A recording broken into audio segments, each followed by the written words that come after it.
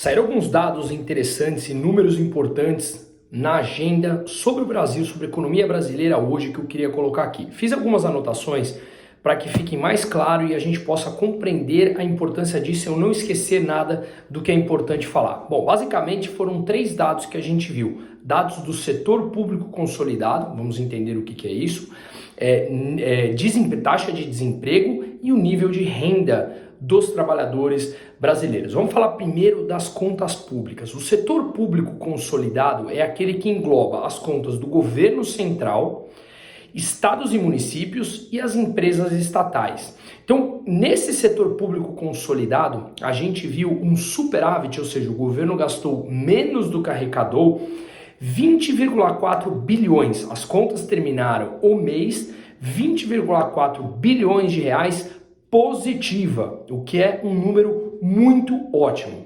Em 12 meses, se contar os últimos 12 meses, esse superávit está em 230 bilhões de reais, tá? Isso representa 2,48% do PIB, ou seja, o PIB, que é tudo que o país produz, está mais ou menos em 9,2 trilhões de reais. Se nós pegarmos 2,5% do PIB, vai dar esses 230 bilhões, ou seja, nos últimos 12 meses, o Brasil teve sobra de 230 bilhões de reais frente ao que ele gastou, o que ele arrecadou menos o que ele gastou. Um super número. O Brasil nunca mais teve superávit em suas contas públicas desde 2015. No mês anterior, esse superávit de 230 bilhões nos últimos 12 meses, que dá 2,5% do PIB, no mês anterior, essa leitura dos últimos 12 meses estava em 2,17% do PIB. Ou seja, as economias subiram de 2,17% do PIB para 2,5% do PIB.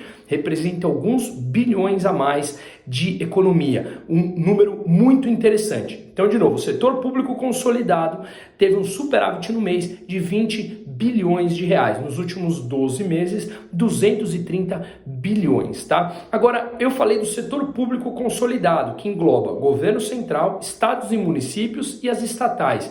O que é o governo central? O governo central engloba o Tesouro Nacional, ou seja, as dívidas que o governo tem, né? O Banco Central e o INSS, que é a Previdência Social. Então, somado aí no governo central, o superávit foi de 20 bilhões de reais, tá?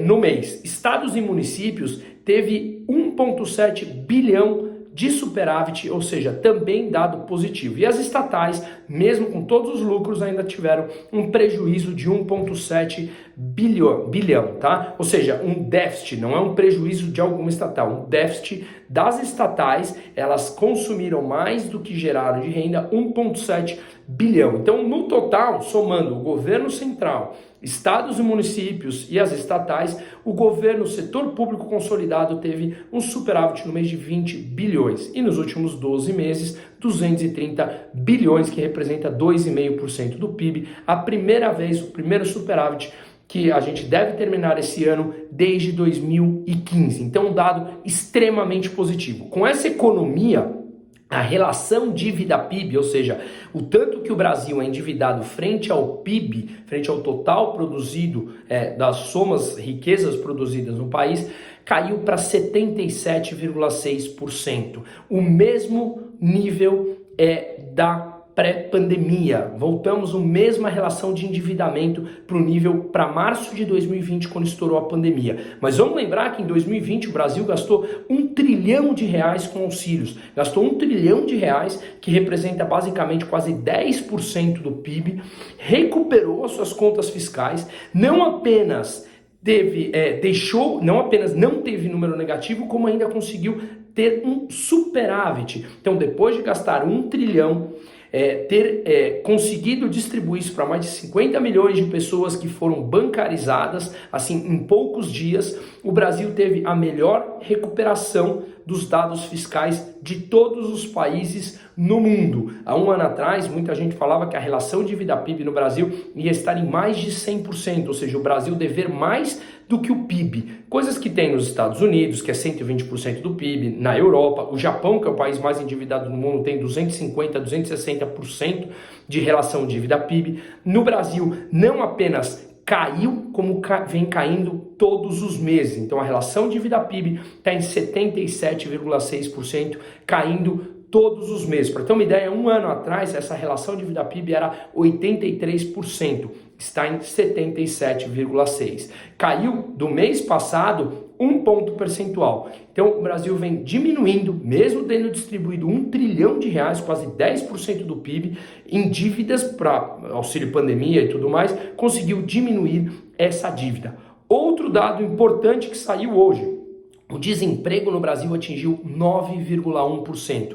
Não para de cair mês atrás mês desde julho do ano passado, tá? A gente chegou no nível de desemprego no menor nível desde o final de 2015. Tá? Então, outro dado extremamente importante que saiu. Vamos analisar que nos últimos 3 meses, que se fechou em julho, nós temos 98,6 milhões de pessoas ocupadas. Essa série histórica, que começou a ser medida em 2012, nunca teve um número tão alto de pessoas ocupadas no Brasil. 98,6% de pessoas ocupadas, tá? Foi um aumento de mais de 2% em relação ao primeiro trimestre do ano.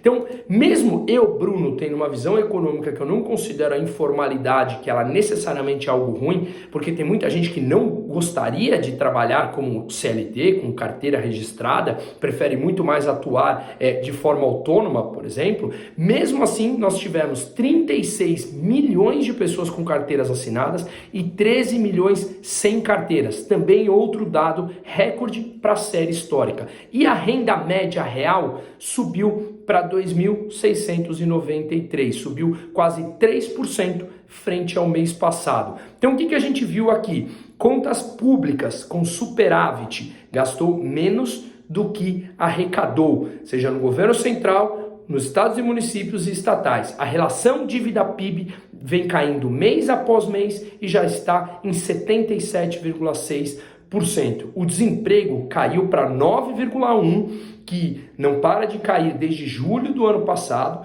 Temos um recorde da série histórica de pessoas ocupadas trabalhando, quase 99 milhões de pessoas.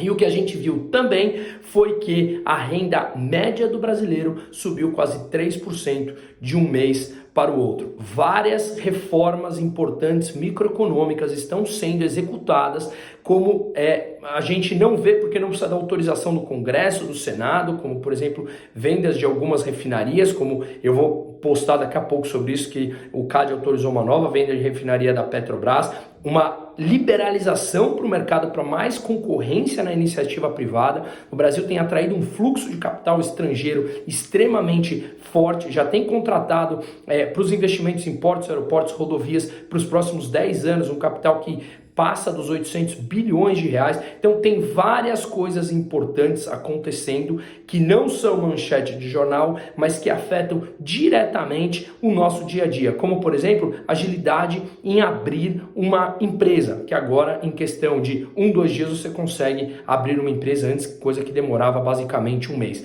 De novo, nos atentemos às reformas microeconômicas, que estas sim mudam no cerne a cultura da população como um todo, em aprender a ver que as coisas podem sim ser mais fáceis, e isso ao longo do tempo é uma mudança cultural que faz a economia ser muito mais dinâmica. Muitas coisas importantes acontecendo, muitos ainda por fazer, mas precisamos entender que as coisas estão evoluindo e muito bem sob o ponto de vista econômico. Uma ótima quarta-feira para todo mundo.